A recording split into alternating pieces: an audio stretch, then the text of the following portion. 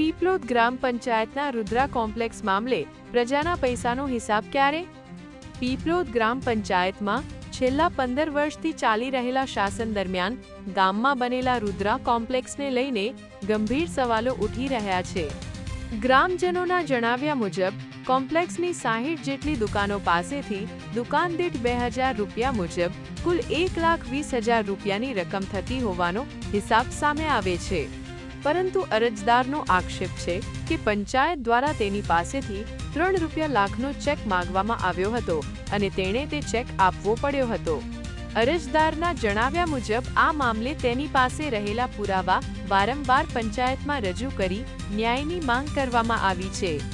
તેમ છતાં આજ દિન સુધી યોગ્ય કાર્યવાહી ન થતાં અરજદારને 1,80,000 રૂપિયાનો આર્થિક ભોગ બન્યાનો આક્ષેપ છે. હવે સવાલ એ છે કે આ સમગ્ર મામલે પંચાયત તંત્ર તપાસ ક્યારે કરશે? પ્રજાના નાણાં અને લેવડ દેવડનો પારદર્શક હિસાબ જાહેર થશે કે નહીં?